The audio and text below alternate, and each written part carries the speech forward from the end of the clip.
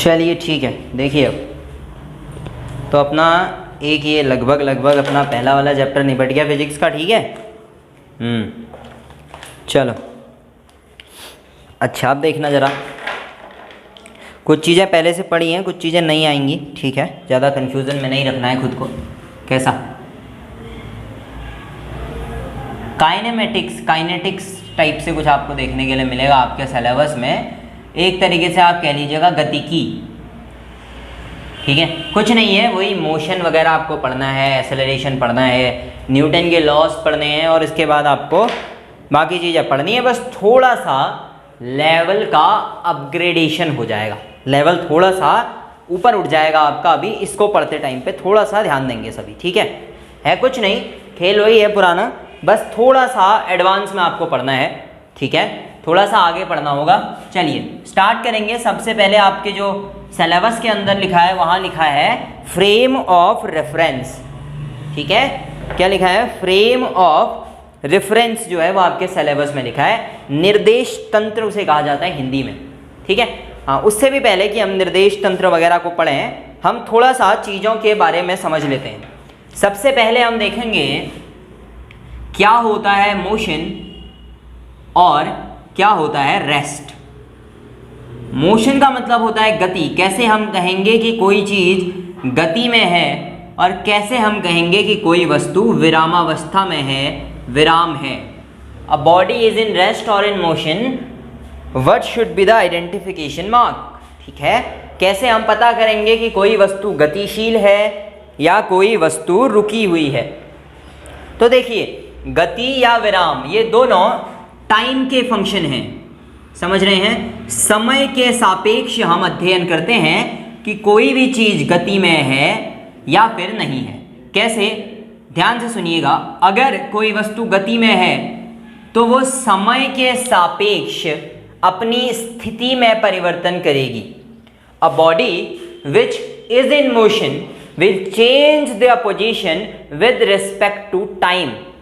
ठीक है, if a body is in rest, अगर कोई वस्तु विरामावस्था में है तो इट विल और ही विल और शी विल और they will not change their position with respect to time. समय के सापेक्ष वो अपनी वस्तु अपनी स्थिति में परिवर्तन नहीं करेगी। Now what is the function? Function is time. Time के रिस्पेक्ट में हम चीजों को देखेंगे तो हमारा जो फंक्शन चलेगा वो किसके रिस्पेक्ट में चलेगा? टाइम की रिस्पेक्ट में चलेगा। तो अगर कभी भी कोई गति है, मान लीजिए कि उसकी स्थिति डी है, डी डिस्प्लेसमेंट हो सकता है, डिस्टेंस हो सकता है, यानी कि विस्थापन हो सकता है और दूरी हो सकती है। स्थिति में परिवर्तन का मतलब क्या होगा? कोई चीज इधर से हिल के इधर चले गई, या तो कोई दूरी कवर की होगी या फिर कोई विस्थापन कवर किया होगा। ठीक है, ये डी वही है। और अगर ये फंक्शन टाइम डिपेंडेंट फंक्शन है, एफ टी लिखते हैं ना, फंक्शन ये हो गया, टी ये हो गया, समय के सापेक्ष कोई फंक्शन है तो इस डी को मोशन कहा जाएगा। और अगर ये फंक्शन टाइम डिपेंडेंट नहीं है, does not equal to time, समय के फंक्शन, समय का फलन नहीं है, तो हम क्या कहेंगे कि वस्तु विराम में है। कहने का साधारण सा मतलब ये होता है, मोशन या गति का मतलब क्या हुआ फिर? समय के सापेक्ष स्थिति में परिवर्तन, यानी कि समय के सापेक्ष कुछ दूरी तय कर ले, समय के रिस्पेक्ट में कुछ डिस्प्लेसमेंट, कुछ विस्थापन कर ले वस्तु, तो हम कहेंगे कि इसने क्या किया? गति में थी ये वस्तु। मान लीजिए ये वस्तु यहाँ है, समय के सापेक्ष यानी कि एक सेकंड में इसने ये तय किया, डिस्टेंस कवर की ना, हम कहेंगे it this body is in motion. अब ये यहाँ पर है, एक सेकंड बाद भी यहीं पर है, तो ये टाइम पर निर्भर नहीं करती है, ये वस्तु समय पर निर्भर नहीं करती है इसकी दूरी, तो इसका मतलब ये वस्तु विरामावस्था में है। अब जरा एक प्रश्न दिमाग में आएगा कि सर कैसे पता चलेगा कि कोई वस्तु विरामावस्था में है या गति अवस्था में है? जरा ध्यान से समझिए। मैंने कहा ये वस्तु यहाँ थी, यहाँ से यहाँ चले गई। जरा मैं इसके दो पॉइंट बनाऊँ, ये और ये। एक वस्तु यहाँ से यहाँ चले गई कुछ समय के लिए, कैसे पता चला कि ये वस्तु यहाँ से यहाँ पहुँची? कुछ दूरी, कुछ डिस्प्लेसमेंट, विस्थापन कुछ नज़र आया हमें, लेकिन हमारे देखने का नज़रिया है। जरा ध्यान से समझिएगा। एक आदमी कहता है कि एक वस्तु यहाँ से चलकर यहाँ आई, इसका मतलब वो आदमी यहाँ खड़ा था, उसने कहा वो वहाँ से चलकर वस्तु यहाँ आई। अब आदमी इधर खड़ा हो जाए तो वो क्या कहेगा? एक वस्तु यहाँ से चलकर वहाँ गई, जरा देखिए, यहाँ पे उसने गई और यहाँ पे आई, है ना। आना और जाना में बहुत बड़ा डिफरेंस आ जाता है, ठीक है ना। आना और जाना अपने आप में बड़ा डिफरेंस क्रिएट करता है। और ये कुछ नहीं हुआ, ये हमारे देखने या नज़रिए के ऊपर डिपेंड करता है। और इसी नज़रिए को फिजिक्स में, क्योंकि कॉमन नज़रिया तो रखा नहीं जा सकता, तो इसीलिए हम क्या बनाते हैं, कोऑर्डिनेशन जो है एक बनाएंगे, हमारे उनके सब के बीच में क्या बनाएंगे, एक कोऑर्डिनेशन बनाएंगे। और ये कोऑर्डिनेशन क्या होगा, हम और वो सब क्या करेंगे, एक कोऑर्डिनेशन बना के चलेंगे कि मैं कह रहा हूं अगर वस्तु गई तो दूसरा भी क्या कहेगा, वस्तु गई। किसी दूसरे के लिए वस्तु आई नहीं होगी, सभी के लिए वस्तु जाएगी अगर वो जा रही है। कहने का मतलब अगर वस्तु गतिशील है तो हर एक के लिए गतिशील है, और अगर कोई वस्तु विराम अवस्था में है तो वो रुकी हुई है। ये था, जरा समझने की कोशिश कीजिएगा। आप एक बस में बैठे हैं और आपके साथ बस में एक साथी बैठा हुआ है, क्या आप चल रहे हैं? तो दो जवाब आपको मिलेंगे। एक आदमी जो बस से बाहर खड़ा है वो कहेगा कि आप चल रहे हैं। एक व्यक्ति जो आपकी बगल में बैठा था बस में, वो क्या कहेगा, यू आर इन रेस्ट, आप रुके हुए हैं, बस चल रही है, आप थोड़ी चल रहे हैं। अब जरा इसको ध्यान से समझिएगा। अगर मैं आपसे पूछूं पृथ्वी चल रही है तो आप कहेंगे सर चल तो रही है, लेकिन आपके सापेक्ष तो रुकी हुई है। हाँ, कोई मंगल ग्रह से खड़ा होकर देखे तो वो जरूर कहेगा कि वस्तु जो पृथ्वी है वो क्या कर रही है, चल रही है। यही क्या था, कोऑर्डिनेशन में खराबी। कोई कह रहा है चल रही है, कोई कह रहा है रुकी हुई है। Now the confusion begins. और इसी कंफ्यूजन को दूर करने के लिए क्या बनाया गया, कोऑर्डिनेशन बनाए गए, कार्टेशियन कोऑर्डिनेशन सिस्टम बनाया गया। और कोऑर्डिनेशन सिस्टम को आप निर्देशांक ज्यामिति के नाम से जानते हैं, निर्देशांक तंत्र के नाम से जानते हैं। निर्देशांक तंत्र कुछ नहीं है, सिर्फ एक मान ली गई रेखाओं का समूह है। ये देखिए, मान ली गई रेखाएं, मान लीजिए इस तरीके से मैंने एक कार्टेशियन सिस्टम, एक कोऑर्डिनेशन सिस्टम बनाया। इसको मैंने कहा सर ये एक्स एक्सिस है, ये वाई एक्सिस है और ये जेड एक्सिस है। डिपेंड करता है आप इसे क्या मानते हैं और क्यों मानते हैं, ठीक है। जरूरी नहीं है कि ये एक्स ही हो, ये वाई हो और ये जेड हो, ये आपकी मर्जी है, आप मानिए। इसका साधारण सा मतलब जरा देखिएगा, ये जेड वाली लाइन भूल जाइए, केवल इन दोनों को रखिए। इसका मतलब लंबाई के साथ साथ ऊंचाई, दिख रहा है, लंबाई के साथ साथ ऊंचाई। पक्षी उड़ रहा है तो आगे की तरफ भी उड़ेगा और ऊपर की तरफ भी उड़ेगा। ऐसे ही अगर हम उसके साथ साथ में एक तीसरा सिस्टम भी जोड़ देंगे, तीसरा तंत्र भी जोड़ दें, एक्स वाई जेड, लंबाई चौड़ाई ऊंचाई, तीनों चीजें जोड़ दें, तो वो क्या बनेगा, एक फ्रेम ऑफ रेफरेंस बनेगा। अभी फिलहाल फ्रेम ऑफ रेफरेंस को मैं दोबारा डिफाइन करूंगा। ये आप कह लीजिए एक कोऑर्डिनेशन सिस्टम बनेगा। अब हर आदमी इसके हिसाब से फिजिक्स के अंदर डिफिनेशन दे पाएगा। कैसे, देखिए, अगर कोई वस्तु यहां पर है तो हम क्या कर सकते हैं, एक्स के सापेक्ष उसकी स्थिति, इसी प्रकार से वाई एक्सिस जो है इसके सापेक्ष स्थिति, और इसी के साथ जेड एक्सिस के सापेक्ष भी इसकी स्थिति दी जा सकती है। यहां पे एक्स वाई और जेड तीनों के सापेक्ष इसकी स्थिति को दिया जा सकता है। और कोई भी आदमी, कोई भी व्यक्ति अगर इसकी गणना करेगा, इस वस्तु की जगह को, स्थिति को बताएगा, तो वो कहेगा एक्स वाई और जेड के सापेक्ष इसकी जो पोजीशन है, मान लीजिए एक्स के सापेक्ष इसकी पोजीशन P है, वाई के सापेक्ष Q है और यहाँ R है, तो वो कहेगा ये वस्तु P Q R पोजीशन पर रखी गई है। और फिर ये P Q R से कहाँ जाती है, कहीं भी P Q R से अगली कोई लोकेशन होगी, सभी के लिए ये चीज़ें सेम रहेंगी। ये क्या है, एक कोऑर्डिनेशन है, ठीक है। ये क्या है, एक कोऑर्डिनेशन है, ठीक है। अगर मैं आपसे पूछूं कि इसकी ओरिजिनल पोजीशन R को कैसे निकाला जाए, तो एक गणितीय फॉर्मूला जो आपको याद रखना है वो है R इज इक्वल टू होता है एक्स स्क्वायर, यानी कि एक्स अक्ष के सापेक्ष जो था, plus Y square plus Z square. यानी कि अगर मैं आपसे इसकी स्थिति पूछूं इस वाले पार्टिकल की जो यहाँ पर रखा हुआ है, तो आप क्या कहेंगे, sir P square plus Q square plus R square, क्योंकि हमने इन्हीं को अपने कार्तीय निर्देश तंत्र में डिस्टेंस माना है। P क्या है, यहाँ से यहाँ तक की दूरी, Q क्या है, इस पॉइंट तक की दूरी, और R क्या है, इस पॉइंट तक की दूरी। सामान्य सा एक तंत्र हमने बनाया, इसके सापेक्ष आपने किसी भी चीज़ की वस्तु की स्थिति को बताना शुरू किया, ठीक है। अब इससे भी पहले अगर मैं आपसे पूछूं कि एक पार्टिकल क्या होता है, ये कुछ बेसिक डेफिनेशन है जो आपसे पूछी जा सकती हैं। एक पार्टिकल क्या होता है, एक कण क्या होता है। अगर मैं आपसे पूछूं सामान्य शब्दों में, मैंने आपसे अभी क्या कहा, इस पार्टिकल की स्थिति। ये पार्टिकल का मतलब क्या, तो आपको ध्यान देना है कोई भी पार्टिकल क्या है। पार्टिकल का मतलब होता है कोई भी ऐसा कण जिसका आकार बहुत छोटा हो, किसके कंपैरिजन में, उसके द्वारा तय की गई दूरी के क्रम में। यानी कि मान लीजिए ये मार्कर है, इसको मैं कण नहीं कहूँगा, ये कण नहीं है, ये एक पूरी बॉडी है, एक पूरा शरीर है, एक पिंड है, परंतु अगर ये 40 किलोमीटर दूर तक भेजा जाए तो ये कण बन जाएगा, क्योंकि 40 किलोमीटर दूरी के सापेक्ष इसका आकार, इसका साइज बहुत छोटा है। तो लंबी दूरियों के सापेक्ष हम क्या कहते हैं किसी भी बॉडी को, जब उनका आकार उनके द्वारा तय की गई दूरी के जो कंपैरिजन है उसमें क्या हो, बहुत छोटा हो, बहुत ही स्मॉल हो, नेग्लिजिबल हो, स्मॉल हो, तो हम क्या कहेंगे, वो क्या है, एक पार्टिकल है, एक कण है। ठीक है, तो फिर आता है आपका फ्रेम ऑफ रेफरेंस। वैसे आपका फ्रेम ऑफ रेफरेंस जब आप पढ़ेंगे, ध्यान से सुनिएगा, तो आप तब पढ़ेंगे जब आप न्यूटन के ऊपर पढ़ेंगे, न्यूटन के लॉज को पढ़ेंगे, तब वहां पर ये दोबारा से आएगा। फ्रेम ऑफ रेफरेंस एक इनर्शियल और नॉन इनर्शियल फ्रेम होते हैं। कुछ फ्रेम ऑफ रेफरेंस पूरे मूवमेंट कर जाते हैं, कुछ अपनी जगह पर बने रहते हैं, परंतु यहां जो आपको पढ़ना है वो क्या है, उसे समझिए। फ्रेम ऑफ रेफरेंस साधारण सा मतलब है कि आप किस चीज का रेफरेंस लेकर के बताएंगे कि कोई चीज किस जगह पर रखी हुई है, किसी भी वस्तु की पोजीशन क्या है, स्थिति क्या है, किसी बॉडी की, किसी पार्टिकल की, किसी कण की पोजीशन क्या है, आप किसके रेफरेंस में बताएंगे। ठीक है, इसे कहते हैं निर्देश तंत्र। किसके रिस्पेक्ट में आप बताएंगे, वही है frame of reference.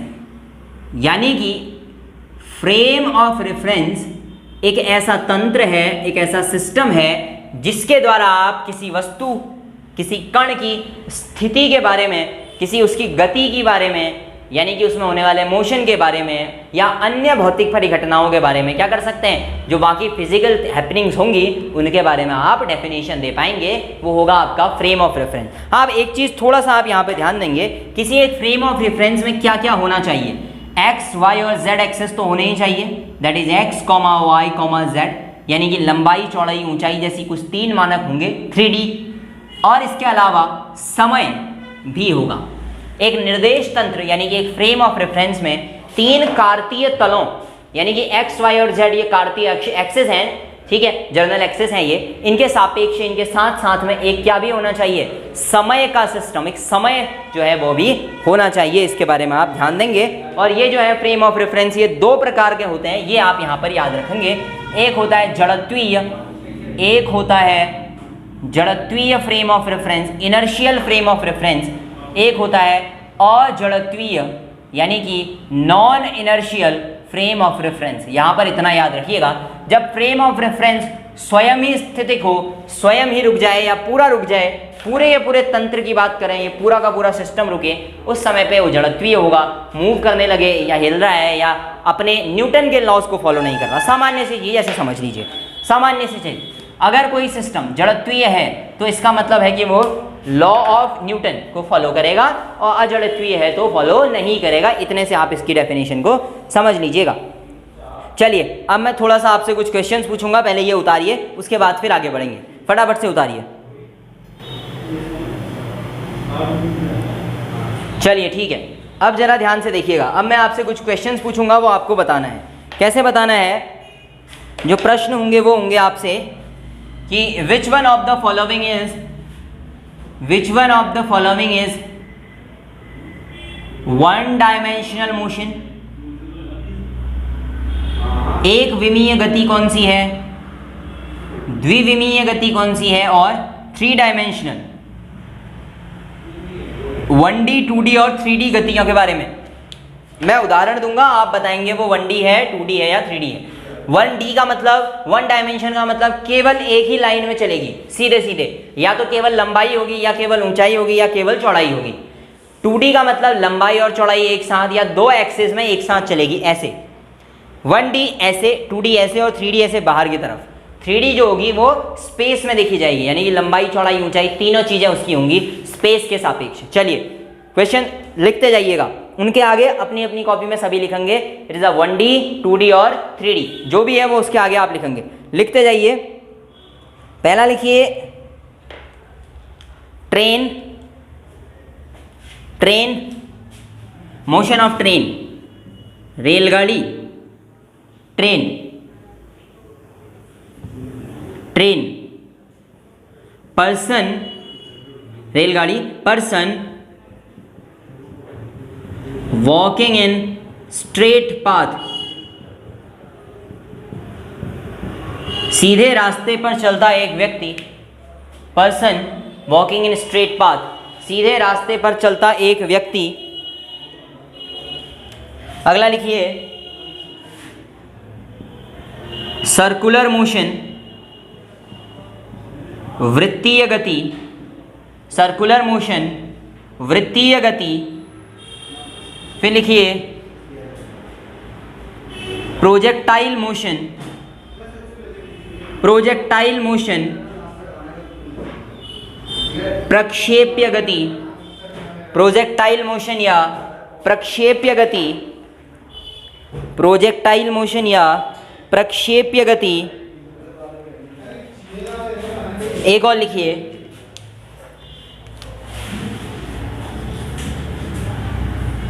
Motion of gas particles present in a jar और प्रेजेंट इन अ बीकर। ठीक है, गैस अणुओं की एक बंद पात्र के भीतर गति, एक बंद पात्र के भीतर गैस के अणुओं की गति। रेलगाड़ी, एक सीधी सड़क पर चलता व्यक्ति, वृत्तीय गति, प्रक्षेप्य गति, एक बंद जार के भीतर या एक बंद जार के भीतर क्या गैसों की गति या गैस के कणों की गति या अणुओं की गति। इसमें से आप बताएंगे 1D कौन सा, 2D कौन से और 3D कौन से, वो उनके आगे लिख लीजिएगा सभी। ठीक है, अपनी अपनी कॉपी में सभी लिखेंगे इसको। ठीक है, कौन 1D है कौन 2D है, सभी अपनी अपनी कॉपी में इसको नोट करेंगे इसके आगे। ठीक, चलिए देखिए, अब ट्रेन, इसके सापेक्ष चलेंगे हम x, y और z। ट्रेन सीधी रेखा में चलेगी आगे की तरफ, तो इसका मतलब ट्रेन 1 डायमेंशनल मोशन है, एक विमीय गति है। Person walking on straight path भी एक ही रास्ते पे चलेगा ना, या तो ऐसे ही चलेगा, किसी भी रास्ते से चले, अगर ऊपर की तरफ भी चल रहा है तब भी 1 डायमेंशनल मोशन है। सर्कुलर मोशन, वृत्तीय गति कुछ ऐसी होती है, ये इसको आप इन दो अक्षस के सापेक्ष निकाल सकते हैं, तो सर्कुलर मोशन आपकी 2D होती है। ठीक है, अगर इसी की जगह सर्कुलर नहीं स्पेयर होता, स्पेयर समझते हैं आप, गोला ऐसा बॉल, वो 3D है, बट सर्कुलर मोशन वृत्तीय गति है, लंबाई और चौड़ाई के सापेक्ष आप एक तरीके से कह सकते हैं। एक तो वो गोल घूमेगा इस तरीके से, एक रेडियस कवर करेगा और एक ऐसे लेंथ भी कवर करेगा, तो ये 2D है। प्रोजेक्टाइल मोशन, ये देखिए एक ऐसे और दूसरा ऐसे, यहां से देखिए हाइट भी लेते हैं और आगे की तरफ भी, यानी कि 2D motion. Motion of a gas particle present in a jar. अच्छा, एक जार में जो गति होगी वो कैसे हो सकती है, जरा देखिए, ये पार्टिकल इधर की तरफ भी जा सकता है, ऊपर की तरफ भी जा सकता है बीकर में, और बीकर की आगे वाली दीवार की तरफ भी टकरा सकता है, तो it's a 3D motion. 3D motion का मतलब साधारण सा ये है कि अगर ये जार, इसके अंदर गैस हो, गैस ऊपर जा सकती है, नीचे जा सकती है, इधर आ सकती है, उधर जा सकती है और आगे को भी आ सकती है। इसका मतलब 3 डायमेंशन में मोशन कर सकती है। ठीक है ना, चलिए अगला आपका टॉपिक है डिस्टेंस एंड डिस्प्लेसमेंट। पहले हमने पढ़ाया हुआ है डिस्टेंस और डिस्प्लेसमेंट को। डिस्टेंस क्या है, डिस्टेंस है आपकी दूरी, ठीक है। डिस्प्लेसमेंट क्या है, वो है आपका विस्थापन। चलिए हेडिंग डालिए डिस्टेंस एंड डिस्प्लेसमेंट। कुछ पॉइंट हैं जो इसमें मैं लिखाऊंगा, एमसीक्यू में ये प्रश्न आपसे पूछे जा सकते हैं। डिस्टेंस एंड डिस्प्लेसमेंट, हेडिंग डालेंगे दूरी एवं विस्थापन, हेडिंग डालेंगे दूरी एवं विस्थापन, distance and displacement, some important point. ये जो इंपॉर्टेंट पॉइंट हैं आपके, ये एमसीक्यू के लिए बहुत ज़्यादा जरूरी हो जाते हैं, ठीक है ना। लिखिए,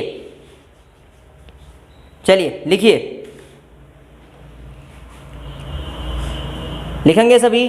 displacement is related with, displacement is related with initial and final point, displacement is related with initial and final point of any body, of any body which is in motion, of any body which is in motion। विस्थापन का संबंध गतिशील वस्तु के विस्थापन का संबंध गतिशील वस्तु के प्रारंभिक एवं अंतिम बिंदु से है। प्रारंभिक एवं अंतिम बिंदु से है। प्रारंभिक एवं अंतिम बिंदु से है। डिस्प्लेसमेंट लिखते हैं ना, displacement does not depends on path. Displacement does not depends on path. विस्थापन का संबंध मार्ग से नहीं होता है। विस्थापन का संबंध मार्ग से नहीं होता है। Displacement is not related with path. ठीक है, रास्ता कैसा है उस पर विस्थापन निर्भर नहीं करेगा। मैंने आपको पहले भी बताया हुआ है, पुराने लेक्चर्स में हमने बात की है। अगर आप ऐसे जाते हैं, ऐसे, ये आपका मान लीजिए आपने स्कूल से घर जा रहे हैं, कॉलेज से घर जा रहे हैं, किसी जगह से घर जा रहे हैं, आपका घर इधर पड़ता है, या आपका हाउस है, या आपका कोई डेस्टिनेशन है। तो डेस्टिनेशन से हाउस के लिए ये आपका रास्ता था। तो जो आप चल कर आए वो आपकी दूरी है, डिस्टेंस है। डिस्प्लेसमेंट ये है the minimum distance between the initial and final points. ठीक है, न्यूनतम दूरी होती है जो उसे विस्थापन कहते हैं। ठीक है, अगला लिखेंगे, अगला point, distance is always a non zero number. Distance is always a non zero number. दूरी सदैव अशून्य संख्या होती है। दूरी सदैव अशून्य संख्या होती है, यानी कि दूरी अगर आप तय करेंगे तो हमेशा क्या होगी, वो 1 2 3 ऐसे ही होगी। ठीक है, शून्य नहीं हो सकती। दूरी सदैव एक अशून्य संख्या होती है। Distance is always a non zero number.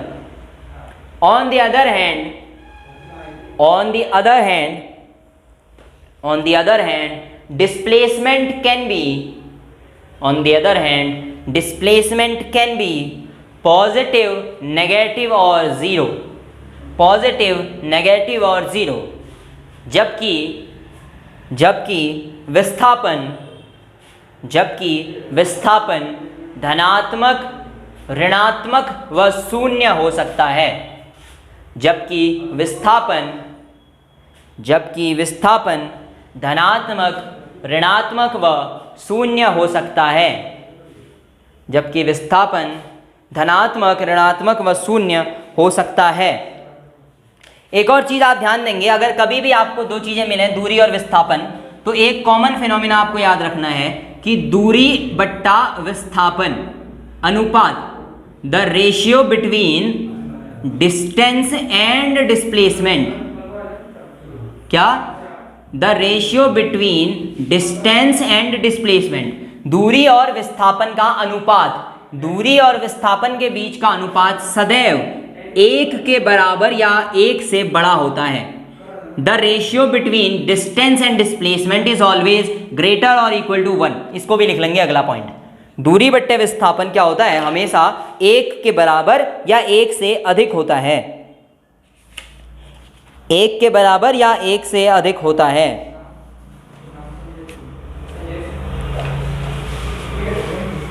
ठीक है, हाँ। अब एक छोटी सी हेडिंग बना लीजिए, uniform and non uniform motion.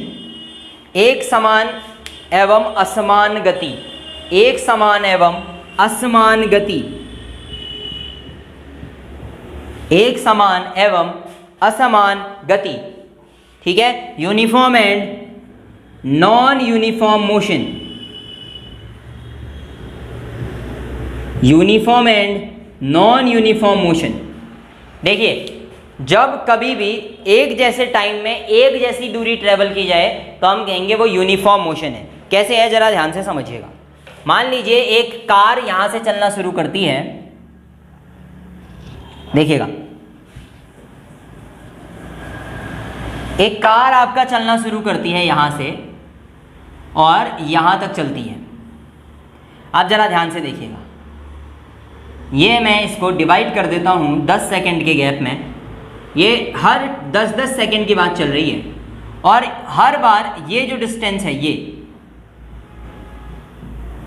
ये मान लीजिए 20 मीटर है हर बार। तो इसको हम कहेंगे कि कार द्वारा प्रति 10 सेकंड में 20 मीटर की गति, 20 मीटर दूरी तय की जा रही है। या एक तरीके से आप कहेंगे, देखिए जरा, यहाँ 20 ले लीजिए और यहाँ 20 ले लीजिए, तो आप देखेंगे कि बिल्कुल एक्यूरेट 40 और 40 पार हो रहा है ना। तो इसे कहते हैं यूनिफॉर्म मोशन या एक समान गति। और वही नॉन यूनिफॉर्म होगा तो जरूरी नहीं है 10-10 सेकंड में, हो सकता है इधर 30, इधर 50, इधर 10 ऐसे ट्रेवल करे। ये क्या है? नॉन यूनिफॉर्म मोशन, एक समान और असमान गति। लिख लीजिए, यदि कोई गतिमान वस्तु, लिखिए, यदि कोई गतिमान वस्तु समान समयांतरालों में, यदि कोई गतिमान वस्तु समान समयांतरालों में समान दूरी तय करती है, यदि कोई गतिमान वस्तु समान समयांतरालों में समान दूरी तय करती है, तो उसे एक समान गति कहा जाता है। तो उसे एक समान गति कहा जाता है। A body which is in motion, a body which is in motion, if covers same distance in same time period, a body which is in motion, if covers same distance in same time period, then it is called in uniform motion. Then it is called in uniform motion. ठीक है, अगला definition आप खुद से लिख लेंगे कि अगर ऐसा नहीं होता है तो क्या होगा? Non uniform motion. यानी कि हिंदी वाले क्या लिखेंगे? अगर एक वस्तु समान समयांतरालों में समान दूरी तय नहीं करती है तो उसे असमान गति कहा जाता है। If a body which is in motion not covers same distance with the same time period, then it is not in uniform motion, या कह सकते हैं कि it is in non uniform motion. ठीक है ना। चलिए अब देखिएगा, इसके बाद यूनिफॉर्म और नॉन यूनिफॉर्म मोशन हो गया ना आपका। ठीक है, इसके बाद है चाल एवं वेग। अब देखिए, चाल एवं वेग हमने इससे पहले पढ़ा हुआ है। ठीक है, चाल एवं वेग मतलब speed and velocity. Speed and velocity हमने पहले पढ़ा हुआ है ना। ठीक है, तो वो मैं दोबारा आपको करा नहीं रहा हूँ। एवरेज वगैरह के सारे फॉर्मूले मैंने आपको लिखाए हैं। यहाँ पे मैं कुछ चीज़ें आपको लिखा देता हूँ, कुछ चीज़ें मैं आपको लिखा दूंगा। हेडिंग डाल लीजिए, speed and velocity. Speed and velocity ये पहले पढ़ा है, पॉइंट्स मैं आपको यहाँ लिखाऊंगा जो आपके एमसीक्यू के लिए इंपॉर्टेंट है। मैंने कहा था क्या, 11th और 12th के अंदर आपको थोड़ी सी एक्स्ट्रा एफर्ट्स डालने हैं और कुछ नहीं, एमसीक्यू के पॉइंट्स ढूंढने हैं बुकों से, वो मैं आपको लिखा रहा हूँ। ठीक है ना। चलिए लिखिए, लिखिएगा, पहला लिखिए, किसी वस्तु का वेग धनात्मक, ऋणात्मक व शून्य कुछ भी हो सकता है। किसी वस्तु का वेग धनात्मक, ऋणात्मक व शून्य कुछ भी हो सकता है। The velocity of any object can be positive, negative और zero. The velocity of any object can be positive, negative और जीरो। किसी वस्तु का वेग धनात्मक, ऋणात्मक व शून्य कुछ भी हो सकता है। The velocity of a body can be positive, negative और zero. But the speed is always positive. But the speed is always positive. परंतु गति सदैव धनात्मक होती है। परंतु गति सदैव धनात्मक होती है। ठीक है, अगला पॉइंट लिखना, एक सरल रेखा के अनुदिश, एक सरल रेखा के अनुदिश चाल एवं वेग, एक सरल रेखा के अनुदिश चाल एवं वेग, एक सरल रेखा के अनुदिश चाल एवं वेग सदैव बराबर होते हैं।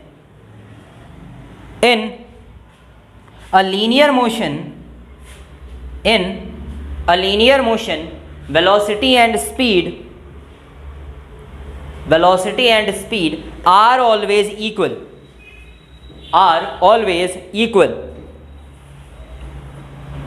इसमें भी वही लिखिएगा। अगली लाइन में क्या, चाल और वेग का अनुपात, the ratio of speed and velocity, the ratio of speed and velocity is always greater equal to 1। चाल और वेग का अनुपात सदैव एक से अधिक या एक के बराबर होता है।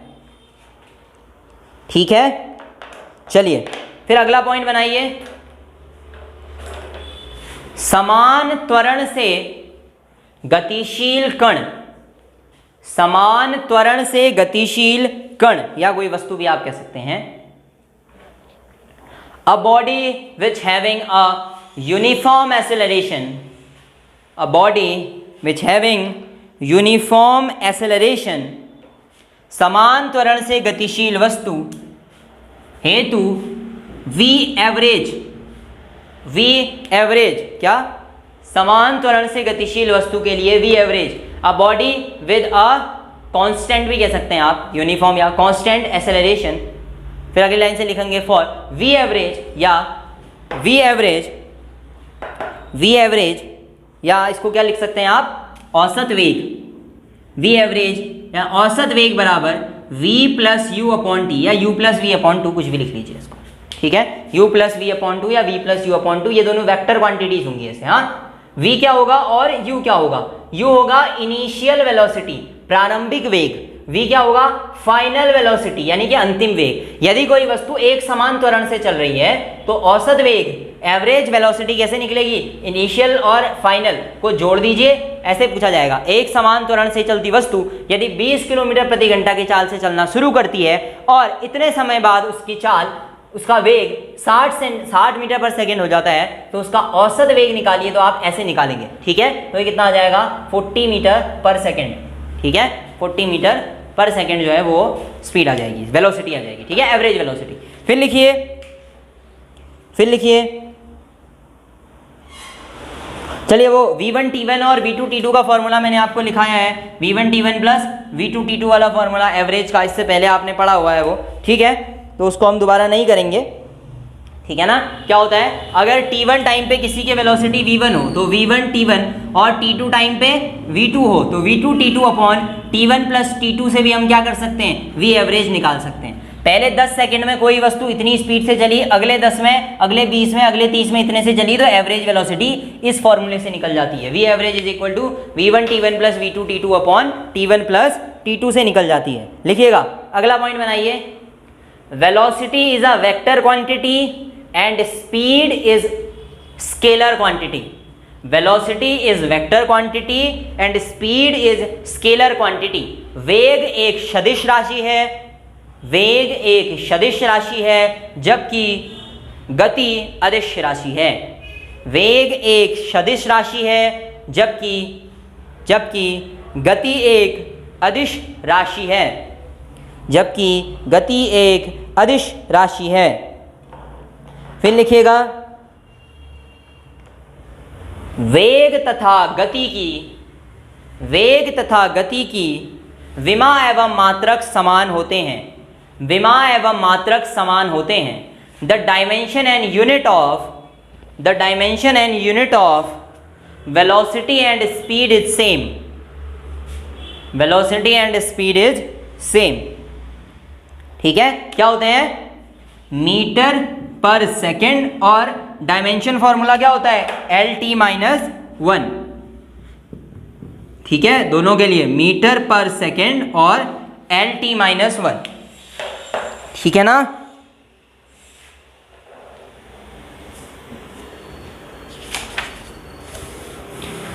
चलिए, इसके बाद है आपका त्वरण। त्वरण भी हमने किया हुआ है, ठीक है ना। त्वरण के बारे में सामान्य सी चीजें क्या, एसेलरेशन या त्वरण भी वेग पर डिपेंड करता है, वेलोसिटी पर निर्भर करता है। इसका मतलब एसेलरेशन भी क्या हो सकता है, पॉजिटिव, नेगेटिव और जीरो हो सकता है, ठीक है। Acceleration can be positive, negative and zero, इसका थोड़ा सा आप ध्यान देंगे।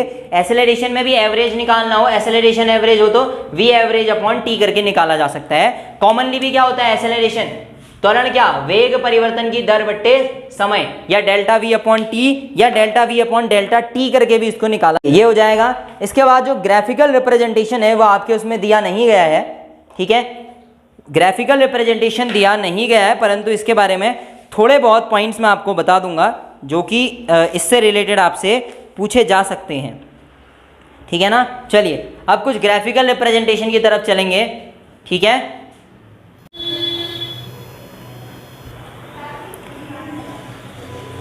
चलिए ठीक है, फिर से देखिएगा आगे, ठीक है। कुछ पॉइंट मैं आपको लिखाऊंगा हर एक ग्राफ के बारे में, ठीक है। देखिए होता क्या है, आपके पास अलग अलग ग्राफ होंगे, जरा ध्यान से देखिएगा कैसे।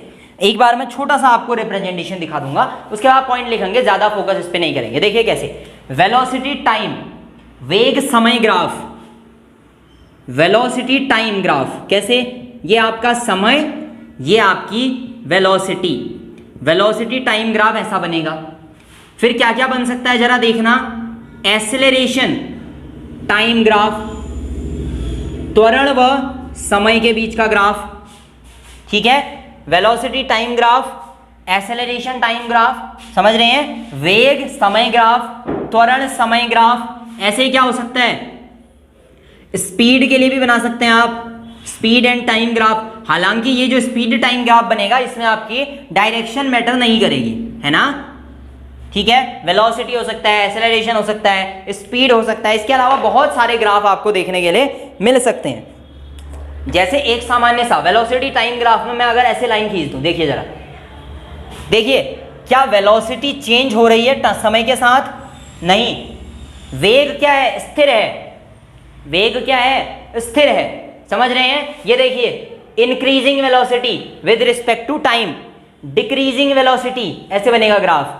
ऐसे ही आप अलग अलग तरीके के ग्राफ आपको देखने के लिए मिलेंगे, तो हम इतना ज्यादा नहीं जाएंगे क्योंकि ये आपके सिलेबस में अलग से मेंशन नहीं है। ये देखिए, increasing, decreasing, constant, decreasing and finish, देखा, ऐसे ग्राफ आपके हो सकते हैं। ऐसे यूनिफॉर्म में, अनयूनिफॉर्म में कुछ भी हो सकता है फिर ग्राफ, तो ज्यादा हमने इस पर फोकस नहीं करना है, बशर्ते कि ये ग्राफ आपके होते हैं, ठीक है, ऐसे आपके ग्राफ होते हैं। हर ग्राफ के बारे में हम कुछ चीजें जानेंगे, ठीक है, कि इनके बीच का क्षेत्रफल क्या होता है, कैसे होता है। लिखिएगा, पहली हेडिंग डालिए, पहली हेडिंग डालिएगा, फर्स्ट ग्राफ आपका बनेगा, लिखिए,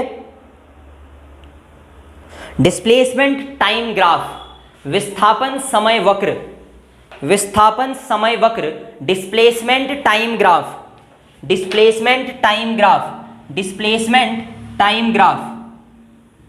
तो ये आपका डिस्प्लेसमेंट, ये आपका टाइम, ठीक है, टाइम हमेशा एक्स एक्सिस में रहेगा, बाकी बॉडीज आपकी वाई एक्सिस में आएंगी। डिस्प्लेसमेंट टाइम ग्राफ, तो इसके बारे में अब कुछ चीजें आपको लिखनी है। डिस्प्लेसमेंट टाइम ग्राफ में लिखिए, for uniform motion, for uniform motion, for uniform motion, for uniform motion graph is linear, for uniform motion graph is linear। जैसे मैंने अभी आपको बताया ना, इस तरीके का हो सकता है, इस तरीके का हो सकता है, ठीक है, लीनियर ग्राफ बनेगा आपका। for uniform motion graph is linear, ठीक है, इसमें इससे ज्यादा कुछ नहीं है। अगली हेडिंग डालिए, velocity time graph, velocity time graph में ये बॉडी बदल जाएगी, वेलोसिटी हो जाएगी। अब थोड़ा सा इसमें आपको याद रखने वाली चीज, velocity time graph, velocity time graph for constant velocity और for uniform velocity, for uniform velocity, for uniform velocity, एक समान वेग के लिए, एक समान वेग के लिए, for uniform velocity the graph is, for uniform velocity the graph is parallel to time coordinate, parallel to time coordinate. एक समान वेग के लिए ग्राफ, एक समान वेग के लिए ग्राफ समय अक्ष के समांतर होता है, समय अक्ष के समांतर होता है, समय अक्ष के समांतर होता है, ठीक है। अच्छा, अब अगर बाय द वे मैं आपसे पूछूं इतने से इतने के बीच में आपने निकालना हो, तो ये जो शेडेड एरिया बनेगा ये क्या बताएगा, शेडेड एरिया क्या बनाएगा, क्या बताएगा मुझे, ये जो शेडेड एरिया बनेगा ये क्या बताएगा, गणितीय रूप में अगर आप इस क्षेत्रफल को कैलकुलेट करेंगे तो ये आपको दूरी बताएगा, डिस्टेंस बताएगा। लिख लीजिएगा इसको, ठीक है, क्या, the area between velocity and time graph, the area between velocity and time graph represents the distance, the area between velocity and time graph represents the distance. वेग समय ग्राफ के बीच का क्षेत्रफल, वेग समय ग्राफ के बीच का क्षेत्रफल दूरी को प्रदर्शित करता है, दूरी को प्रदर्शित करता है, दूरी को प्रदर्शित करता है, दूरी को प्रदर्शित करता है।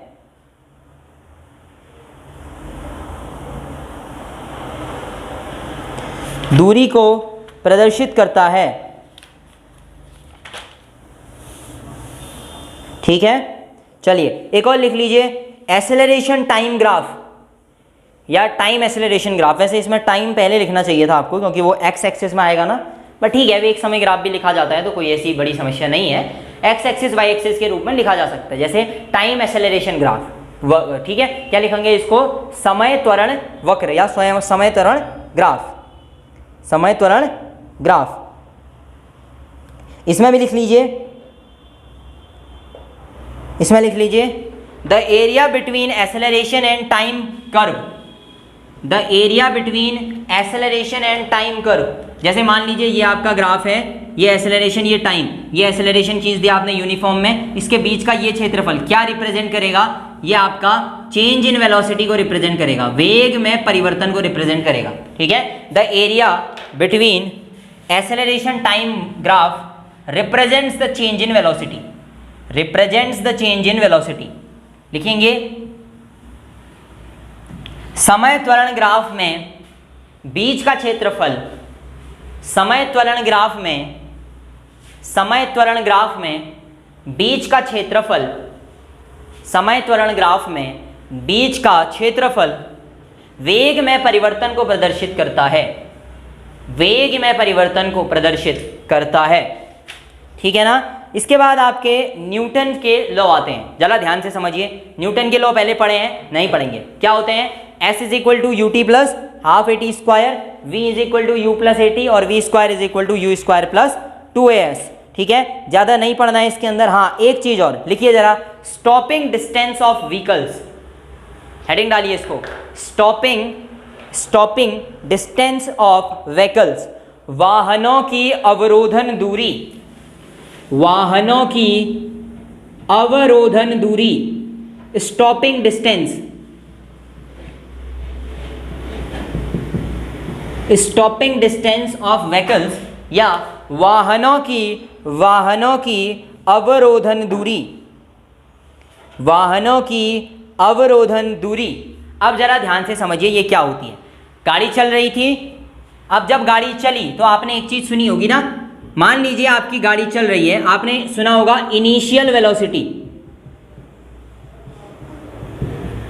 जिसको हम कहते हैं प्रारंभिक वेग। मान लीजिए आपकी गाड़ी आप चला रहे थे किसी एक u स्पीड के साथ, u वेलोसिटी के साथ, ठीक है, 50 kilometre per hour, 60 kilometre per hour की स्पीड से आप गाड़ी चला रहे थे। अचानक से आपने ब्रेक लगाया, जैसे आपने ब्रेक लगाया आपका फाइनल वेलोसिटी शून्य हो गया, अंतिम वेलोसिटी, जैसे आपकी गाड़ी रुकेगी आपका अंतिम वेग कितना हो जाएगा? 0, शून्य हो जाएगा। मान लीजिए अब आप गाड़ी लेकर जा रहे थे, आपका प्रारंभिक वेग u था, इनिशियल वेलोसिटी u थी, फाइनल वेग या अंतिम वेलोसिटी 0 हो गई। अब आपने जो ब्रेक लगाया उस ब्रेक ने एक एक्सेलरेशन जनरेट किया होगा, यह एक्सेलरेशन मंदक होगा, स्लो करने का काम करेगा आपकी गाड़ी को। वेग में परिवर्तन की दर को त्वरण कहा जाता है। वेग में परिवर्तन आगे की तरफ भी हो सकता है, पीछे की तरफ भी। कहने का मतलब वेग में परिवर्तन का मतलब वेग बढ़ना भी हो सकता है, वेग का घटना भी। यहां पर ये मंदक है एक्सेलरेशन, जो इसे रोक रहा है, दैट इज a। तो ये जो स्टॉपिंग डिस्टेंस है इसको ds लिखा जाता है। यानी कि मान लीजिए जैसे रेलगाड़ी के लिए निकालना पड़ता है, गाड़ियों के लिए, आप कार को एकदम से लेकर के आए 50 किलोमीटर पर सेकंड की। मान लीजिए यहां पर एक आदमी खड़ा है, ठीक है ना। अब देखिए आप गाड़ी लेकर आए फुल स्पीड में, जब आपने दिखा आदमी यहां है तो यहां पर जाकर के ब्रेक मार नहीं सकते आप। यहां पे ब्रेक मारेंगे तो गाड़ी यहां जाके रुकेगी और आदमी को ठोक देगी। आपको यहां से आप गाड़ी चला रहे हैं तो यहां आपने ब्रेक मारा तो गाड़ी यहां जाके रुकेगी। ट्रेन में आपने खासकर देखा होगा, ट्रेन यहां ब्रेक मारे हैं तो यहां जाके ट्रेन रुकती है। इसका मतलब आप यहां से गाड़ी लाए, यहां पे आपने ब्रेक मारा, तो यहां से गाड़ी कितनी दूर तक चली, वो है आपकी अवरोधक दूरी या स्टॉपिंग डिस्टेंस। ब्रेक आपने यहां लगा दिया लेकिन गाड़ी अपने आप इतना चली, ये क्या है आपकी अवरोधन दूरी। इसको कैसे निकाल सकते हैं, तो आपने इसको निकालने के लिए आप अलग अलग फॉर्मूले यूज करेंगे, बशर्ते कि यहां पे हम न्यूटन के लॉ से ही से निकालेंगे। यहां पे हम क्या करेंगे, इसको न्यूटन के लॉ से निकालने की कोशिश करते हैं। जरा देखिए, क्या हमारे पास इनिशियल वेलोसिटी है, जी हाँ u, फाइनल वेलोसिटी है v, एक्सेलरेशन है s और दूरी भी है ds, ठीक है। अच्छा जरा देखिए, v square is equal to u square plus 2as, एक फॉर्मूला होता है न्यूटन का। जरा v देखेंगे, फाइनल वेलोसिटी कितना है 0, u इनिशियल वेलोसिटी मान लीजिए u स्क्वायर है, प्लस 2 अपनी जगह, a ये मंदक है एक्सेलरेशन है, s जो है डिस्टेंस ds है। तो यहां से आप क्या निकाल सकते हैं, ds आपको निकालना है, दैट इज 2a/ds। इसी तरफ रहने दीजिए, इस तरफ भेज दीजिए u square is equal to minus 2a/ds, या एक तरीके से आप इधर से ds निकालने के लिए कर सकते हैं u square upon 2a minus का। तो ds is equal to u square upon 2a, ds is equal to u square upon 2a, ds is equal to u square upon 2a formula होता है, लिख लीजिएगा, ठीक है। फिर बाकी एक्सेलरेशन के टाइम पे, जब एक्सेलरेशन ड्यू टू ग्रेविटी काम कर रही हो, तब न्यूटन के नियम क्या है, ये मैं आपको पहले ही पढ़ा चुका हूँ, तो इसमें ज़्यादा दिक्कत नहीं है, ठीक है। तो इसके बाद फिर आपके जो आते हैं वो न्यूमेरिकल क्वेश्चंस हैं, वो आपको करने की ज़रूरत नहीं है, और यहाँ पे लगभग आपका ये ख़त्म हो जाता है, ठीक है। फिर इसके बाद हम क्या करेंगे, कुछ कवर करेंगे आपके MCQ वगैरह जो हैं एग्जाम के रिलेटेड, ठीक है, वो देखेंगे। बट उससे पहले अब आपका वेक्टर एनालिसिस और प्रोजेक्टाइल मोशन का एक चैप्टर है आपके, उसमें स्पेशली दिया गया है कि वेक्टर्स वगैरह को आपको समझना है, ठीक है, वेक्टर्स वगैरह को आपको समझना है, ठीक है। तो वेक्टर्स वगैरह जो है वो हम चेक करेंगे, कैसे होता है वेक्टर, क्या होते हैं वेक्टर, लीनियर वेक्टर क्या होता है, प्राइमरी वेक्टर्स क्या हैं, कैसे उनको जोड़ना घटाना हम करते हैं। वेक्टर के बारे में हम कल करेंगे और उसके साथ में प्रोजेक्टाइल मोशन भी करेंगे, ठीक है। ये छोटा सा चैप्टर था, आधा हमने पहले कवर किया था काइनेटिक्स को, इसके बाद आधा हमने आज कवर कर लिया। तो ज़्यादा इस पर दिमाग नहीं लगाना है, आसानी से जितने पॉइंट मैंने लिखा दिए हैं वो आपको याद कर लेने हैं। और बाकी कुछ भी पॉइंट अगर ऐसे हैं जो कि चैप्टर के अंदर हैं तो नहीं, डायरेक्टली नहीं है, बट न्यूमेरिकल में कभी कभी यूज होते हैं, तो उनको हम क्या करेंगे MCQ के थ्रू कराएंगे। और अब जो है आपके MCQ वो मैं अलग से लूँगा, इंग्लिश हिंदी मीडियम के कॉमन चैप्टर वाइज, यानी कि जो जो चैप्टर मैं कराते जाऊँगा उसके अकॉर्डिंग क्या है आपके जो MCQ हैं वो मैं YouTube पे कराते जाऊँगा, ठीक है ना। तो 10 क्वेश्चन, 5 क्वेश्चन, 10 क्वेश्चन हर चैप्टर के लेकर के मैं खुद से कराऊंगा, YouTube पे लाइव होगा, सभी लोग वहाँ पे जुड़ जाएंगे, लिंक वगैरह मैं भेज देता हूँ, ठीक है ना। चलिए फिर अगली वीडियो में मिलेंगे guys, well thank you, till next video.